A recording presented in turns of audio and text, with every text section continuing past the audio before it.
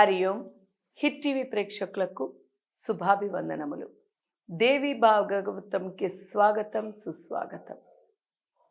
దేహధారి అయి అంటే పాంచభౌతికమైనటువంటి దేహాన్ని ఎప్పుడైతే ధరిస్తామో, దైవాంశ సంభూతులుగా ఉన్నప్పటికీ కూడా ఎప్పుడైతే ఈ పాంచభౌతికమైనటువంటి దేహం ఏర్పడుతుందో అప్పుడు ప్రతి ఒక్కటి కూడా సందేహాలు, సంశయాలు. ఎప్పుడైతే ఈ సందేహాలు, సంశయాలు అన్నీ కూడా నివృత్తి జరుగుతాయో, మనస్సు ఆత్మ ఒకటైతుందో, మనస్సు అనేది నశిస్తుందో, అప్పుడే పరమాత్ముని తెలుసుకోవడం కానీ పరమాత్ముని చేరడం కానీ జరుగుతుంది.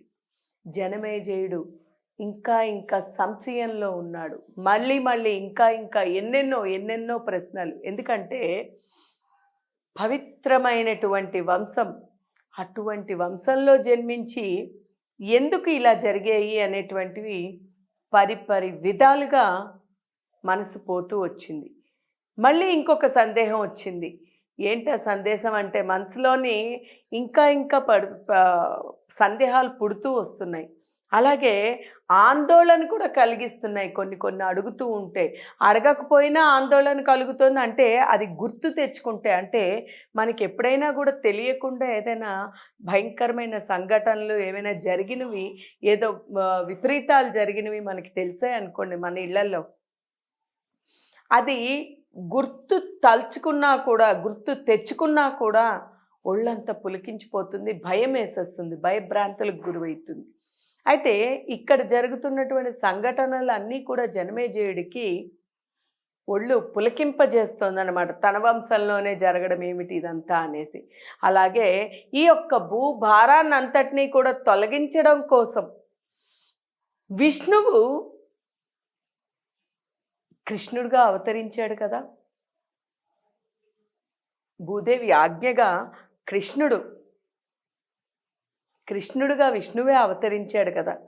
మరి ఇలా అవతరించాక కూడా ఎవరికో భయపడి మధురా రాజ్యాన్ని వదిలి వెళ్ళిపోవాల్సిన అవసరం ఏమొచ్చింది, ద్వారకకి ఎందుకు పారిపోయాడు కృష్ణుడు అనేటువంటి సందేహం. మాధవుడు ఆయనే పారిపోవాల్సి వచ్చింది ఎందుకు? అలాగే కృష్ణుడి యొక్క చివరి రోజులలో కృష్ణుడి భార్యలు అయినటువంటి వారికి ఎలాంటి రక్షణము కూడా లేకపోయింది. సాక్షాత్ పరమాత్మ స్వరూపుడైనటువంటి ఆ కృష్ణ పరమాత్ముని యొక్క భార్యలకే అక్కడ రక్షణ అనేటువంటిది కోల్పోయారు. రక్షణే లేకుండా పోయింది. మొత్తం వారి దగ్గర ఉన్నదంతా కూడా దొంగలు దోచేసుకున్నారు. రక్షణ ఉండుంటే, కృష్ణుడు అండే ఉన్నప్పుడు ఎందుకు వారికి ఆ పరిస్థితి వచ్చింది? ఇంత దారుణమైనటువంటి విషయమా? అయ్యో స్వామి, వ్యాస మహర్షి ఏమిటి విపరీతాలన్నీ కూడా, ఏమిటి దారుణాలన్నీ కూడా నాకు తెలియపరచు. అలాగే పాండవుల యొక్క వంశ సంబంధాలు కదా, సంబంధికుడే కదా కృష్ణుడు కూడా. మహావీరులై అత్యద్భుతంగా రాజసూయాగం కూడా చేసినటువంటి వారు కదా ఆ పాండవులు. అటువంటి వారు అడవిల పాలయ్యి ఎందుకు అయ్యారు? ఎన్నో కష్టాలకి గురయ్యారు.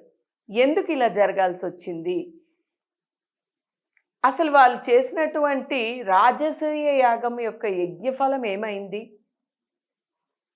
మనం అంటూ ఉంటాం చూడండి, ఒక చిన్న పని చేసినా దాని యొక్క ఫలము ఖచ్చితంగా తీసుకోవాలి, ఎదుర్కోవాలి అని.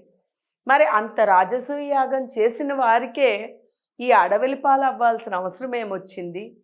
వారు చేసిన యొక్క యజ్ఞఫలం ఏమైంది? వారికి యజ్ఞఫలం దక్కలేదా? కారణం ఏమిటి అని ఇలా పరిపరి విధాలైనటువంటి ప్రశ్నలు. అలాగే అగ్నిగుండం నుంచి పుట్టినటువంటి లక్ష్మీదేవిలా జన్మించినటువంటి ద్రౌపది అయోనిజురాలుగా జన్మించింది. లక్ష్మీదేవి ఎలాగైతే జన్మించిందో అయోనిజురాల్లా అగ్నిగుండం నుంచే పుట్టింది ద్రౌపదీదేవి. ఆవిడ అయోనిజురాలు అంటే ఎటువంటి గర్భనరకం లేకుండా ఈ యొక్క గర్భంలోని ఉండకుండా అగ్ని నుంచి జన్మించింది కాబట్టి ఆవిడ అయోనిజురాలు అయ్యింది.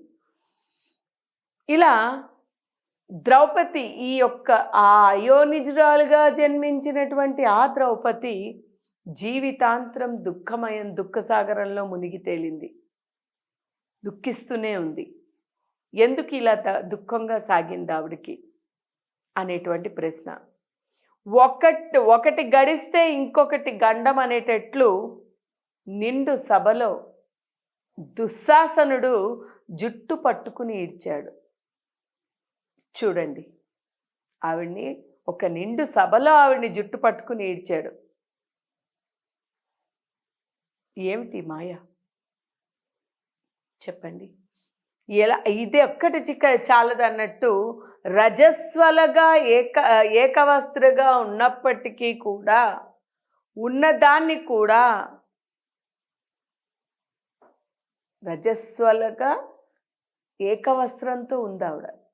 అలా ఎక్కడో మూలన ఉన్నటువంటి ఆవిడ బయటకి లాగబడింది. ఏమిటి విచిత్రం? విరాటుడి కొలువులోని సైరంధ్రిగా తలదాల్చుకుంది.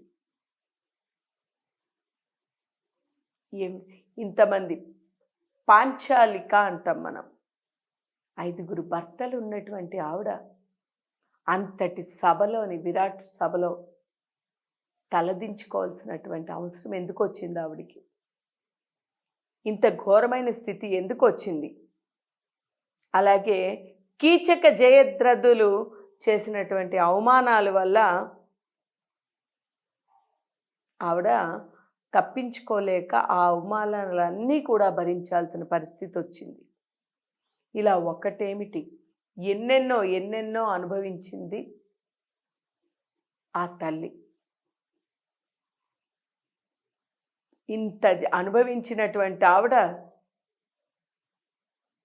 అసలు ఎందుకు అనుభవించాల్సి వచ్చింది? వీటన్నిటికీ కారణం ఏమిటి? ఏ కారణం చేత, ఏ జన్మలో ఏ పాపం చేసినందువల్ల ఆవిడ ఇది అనుభవించింది?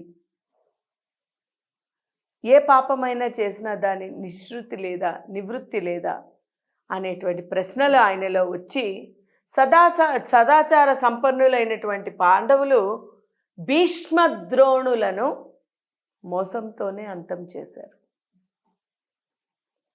అంటే గురువులని మోసం చేసి అంతం చేయాల్సి వచ్చింది. భీష్మద్రోణులు గురువులుగానే పూజింపబడ్డారు, వీరికి ఎంతగానో సహాయపడ్డారు. అయినా ఎందుకు ఆయనని అలా మరణించాల్సి వచ్చింది? అంతా కూడా అశాశ్వతం, నిస్వర్వత అని తెలియదా? అశాశ్వతమైనటువంటి ఈ జగత్తులోని ఈ జగత్తు కోసం, ఈ జీవనం కోసం ఎందుకు ఇంత ప్రాకులాట, ఎందుకు ఇలా జరుగుతుంది అనేటువంటి ప్రశ్న. అలాగే రాజ్యాలోపం అంటే పాండవులు సైతం రాజ్యలోభం కోసమే కదా వారిని దారి తప్పించి దీనికి వాసుదేవుడు అక్కడి నుంచి వెళ్ళడం జరిగింది. ఇది అంతకంటే పెద్ద విడ్డూరం కదా. చూడండి, ఇలా దైవ అంశంలో పుట్టి ఆ దైవ అంశ వంశీయులైనటువంటి వారే ఇన్ని పడితే సామాన్యుల యొక్క స్థితి ఏమిటి? ఆఖరికి చివరికి వంశనాశనం అంతా కూడా అయిపోయింది. మనం ద్వాపరయుగం పూర్తిగా అంతమయ్యే సమయానికి మొత్తం కౌరవ వంశం, పాండవ వంశం అన్నీ కూడా నశించుకుపోయాయి. ఆ వచ్చినటువంటి అంటే అనుగ్రహంతో వచ్చినటువంటి పిల్లలు, ఈ వంశం అంతా కూడా ఒక్కసారిగా కుప్ప కూలిపోయింది. ఎందుకు? దీని అంతటికి కారణం ఏంటి? ఈ కీచక జయద్రథులు చేసినటువంటి అవమానాలు భరించలేక ఈ యొక్క సభలో ఎందుకు ఇంత ఇబ్బంది పడింది, వీటన్నిటికీ కారణం ఏమిటి, ఏ జన్మలో చేసుకున్న పాపం అని ఈ రకమైనటువంటి ఆలోచనలు ఎన్నెన్నో వచ్చాయి. అలాగే రాజ్యభోగాలతో యుద్ధాలు చేసినటువంటి యోధులను చంపి రాజ్యభోగాలు అనుభవిస్తూ యుద్ధాలు చేసి యోధులని సైతం చంపినటువంటి ఆ యొక్క నెత్తురుకూడు, అంటే యోధులు ఎప్పుడైనా యుద్ధం జరిగింది అంటే రక్తస్రావం తప్పదు, మరణం తప్పదు. కాబట్టి అది చేయబట్టే, ఈ రక్తపు కూడు తినబట్టే కదా ఆ వైభవం అనుకున్న, రక్తపు కూడుతో కూడుకున్నదే ఈ వైభవం అనుకున్నారు కదా, ఇదే శాశ్వతం అనుకున్నారు కదా. భిక్షాట దీనికంట అంటే ఈ రకంగా రక్తపు కూడుగా ఎంతోమంది దేహత్యాగాన్ని చేయడము, అలాగే రక్తం ఏరుగా పారుతున్నటువంటి ఆ స్థితి జరిగితే కానీ వీళ్ళకి ఆ రాజకాంక్ష తీరలేదా? ఇంకా ఇంకా ఇంకా ఇంకా ఈ యొక్క వాంఛలు, రాజ్యవాంఛలన్నీ కూడాను తీరకుండా జీవితం గడుపుతున్నారా? ఏమిటి ఇదంతా, ఏమిటి మాయ? దీనికంట భిక్షాటన చేసో పస్తులుండో జీవితాన్ని గడుపుకోవచ్చు కదా, దానంత ఉత్తమోత్తమైనటువంటిది ఇంకోటి లేదు కదా. ఎందుకు ఇలా చేశారు? వ్యాస మహర్షి, విచ్ఛిన్నం అయిపోతున్నటువంటి మా వంశము ఎప్పుడో కుప్పకూలిపోవలసినది, అటువంటి ఆ వంశాన్ని నీవే గోళకులుగా పుట్టించావు. అంటే నీవే వచ్చి నిర్వీర్యమైపోతున్నటువంటి వంశాన్ని, వాళ్ళ నాశనం అవుతున్నటువంటి వంశాన్ని మళ్ళీ పునరుత్పత్తి చేసి మళ్ళీ వంశాన్ని నిలబెట్టావు. ఇంత చేసినటువంటి నీవు, అంటే ఇక్కడ గోళకులు అంటే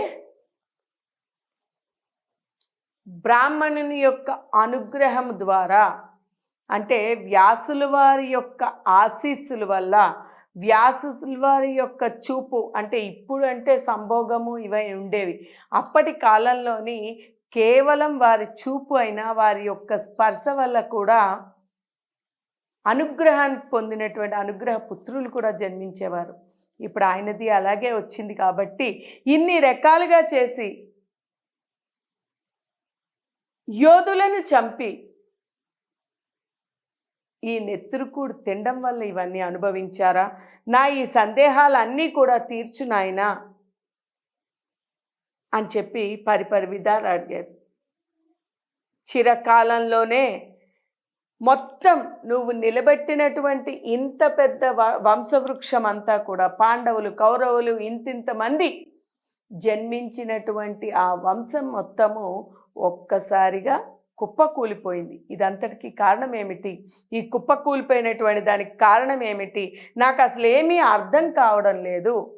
ఇక ఇలాంటివేవి కూడా, ఇలాంటి సందేహాలు ఏవి కూడా నాకు తలెత్తకుండా మొత్తం నా సందేహాలన్నిటినీ కూడా నివృత్తి చేసి పూర్తిగా కూడా నాకు తెలియపరిచి నా మనస్సుకి ప్రశాంతతనివ్వు వ్యాస మహర్షి అని అడిగారు. ఈ యొక్క ప్రశ్నల యొక్క సమాధానము అలనాడు జనమేజయునికే కాదు, అలనాడు పాండవులకి కౌరవులకే కాదు, ప్రస్తుత కాలంలోని మనందరికీ కూడా ఇదంతా చాలా అవసరం. కాబట్టి దీనికి సమాధానంగా వ్యాసుల వారు ఏమి తెలియపరిచారు, దీని అంతటికీ కారణం ఏమిటి అనేది వ్యాసుల వారు ఎలా చెప్పారు అనేది రాబోయే ఎపిసోడ్లో మనం తెలుసుకుందాం. అంతవరకు హరి ఓం.